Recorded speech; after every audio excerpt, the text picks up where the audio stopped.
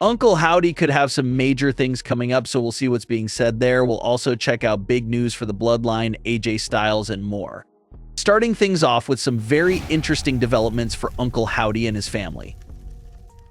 Howdy has made it known that he has something major planned for June 17th. He put out an entire 7-day countdown leading towards that date, so some major reveal on Raw is expected to happen. But according to new reports from PW Insider, Uncle Howdy and the rest of his family reportedly spent the entire week filming vignettes. There's no word on the exact date and time that we'll see these vignettes air, but clearly they will be used real soon on WWE television. Will they use the footage as part of future QR codes, or will they just air them on WWE television as regular vignettes? That's a good question to ask because it can go either way. WWE has handled the rollout of Uncle Howdy's return in such a unique way that really nothing is really off the table anymore. We've seen them obviously use the QR codes, but they also implemented the usage of so many other things such as social media, Twitch live streams, and even teasers within the 2K24 video game. So as we can see, nothing is off limits for when it comes to Uncle Howdy teasers. The next big thing to look forward to in the rollout is the big June 17th event. Will it be the actual physical arrival of the family themselves, or will it just be a new big vignette that gets aired on Raw? Solo Sikoa has been on quite the roll lately for when it comes to adding new members to the Bloodline. And according to something that fans just noticed, it looks like more new members still are on the way. Fans noticed that WWE recently filed for the trademark rights to the name Talla Tonga. The big fan speculation is that WWE could be getting that name ready for Hikuleo, Tama Tonga, and Tonga Loa's brother.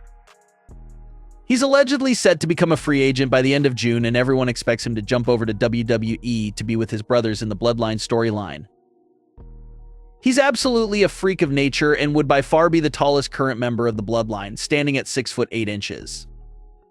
So he himself is quite the specimen and could truly end up being Solo Sikoa's main enforcer.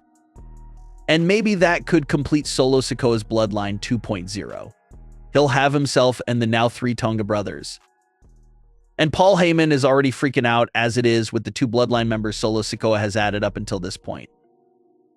So you just have to assume that when Paul Heyman sees their 6'8" brother walking through the door as Talla Tonga, that's probably going to be the breaking point where Heyman taps out and tries to get far away from what Solo is doing. And if Talla Tonga is headed to join Solo Sikoa's side, this does raise back up the question of whose side will Jacob Fatu go to. Jacob had been rumored to be making his Bloodline debut over the last few months, but his arrival kept getting delayed. It was later reported that one of the rumored reasons for the delay was the fear that Jacob would take the spotlight away from Solo Sikoa and outshine him with his presence. But if Solo really is getting all 3 Tonga brothers, it seems that giving him Jacob as well would make that group ridiculously overpowered. So that's the thought that's having some fans wonder if Jacob could actually end up siding with Roman Reigns and the original babyface side of the Bloodline. Maybe Roman is able to unite with Jimmy and Jay, but since they'll need more firepower to counter Solo's squad, maybe that's when they recruit Jacob to join them. Jacob going with Team Roman would definitely balance out the sides a bit more fairly and would create the perfect 4-on-4 scenario for this Bloodline Civil War. Roman versus Solo is still rumored to take place at SummerSlam, and fans are hoping that the Bloodline Civil War will continue into the back half of the year so that WWE could do a Bloodline versus Bloodline War Games match. Roman Reigns, the Usos, and Solo Sikoa all took part in the 2022 War Games match, so all those Bloodline members have experience in that match and environment. So hopefully that is a match that we get to see later this year. The WWE and TNA collaboration took another big step forward recently with the first ever surprise WWE superstar showing up in TNA. TNA Knockouts champion Jordynne Grace held an open challenge for her title. And as teased at NXT Battleground, Tatum Paxley had a lot of interest in the title and ended up accepting the open challenge on TNA television. It was a massive moment because Tatum Paxley becomes the first WWE superstar of this collaboration so far to cross over to TNA for a match. And this is something that fans have been buzzing about since January, so to finally see a WWE superstar crossover has fans very excited about the future possibilities. One individual that's addressing the buzz and hype is AJ Styles. During a recent interview with Cultaholic, AJ was asked for his thoughts on the idea of going back over to TNA as a part of the collaboration.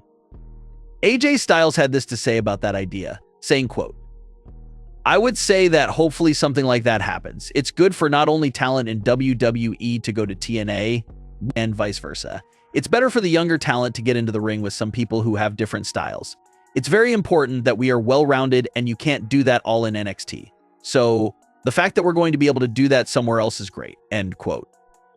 AJ Styles thinks something like that would be beneficial just not for the fans at home, but for the younger talent to get a big mixed feel of what it's like to work with different styles and different promotions. It was an idea and fan theory that we discussed a few weeks ago, and the theory is still hanging on by a thread and does still seem possible. And that's, of course, the idea of AJ Styles' world title desperations to lead him to cross over to TNA to try and challenge for their world title since he lost consecutive matches for the WWE title. An interesting moment for this idea and theory happened at the Clash at the Castle kickoff event, where Michael Cole asked AJ Styles what he would do if he lost to Cody Rhodes again. And before AJ Styles could even answer the question, the crowd erupted into chants of TNA. So it's something that the fans want to see, and AJ's story and direction just makes perfect sense for it to happen. AJ Styles says, "I quit in the Clash at the Castle match," and maybe the storyline could be that he quit not only the individual match, but quit WWE as well. Which opens the door for the idea and story for AJ Styles to cross over to TNA, looking for a shot at their world title since he failed his recent opportunities against Cody Rhodes. It would be something special to see AJ Styles in the TNA ring again. So it's just very interesting that the crowd was chanting TNA at AJ Styles when he was asked about his plans after Clash at the Castle if he wasn't successful. It's a very cool story and would easily by far be the biggest crossover storyline of the collaboration so far. We'll have to see if WWE and TNA will pull the trigger on that massive crossover. What are your thoughts on today's wrestling news with Uncle Howdy, AJ Styles, and the Bloodline's upcoming new member? Leave your comments below. Don't forget to subscribe with all notifications on, and leave a like if you enjoyed. Thanks for watching, guys.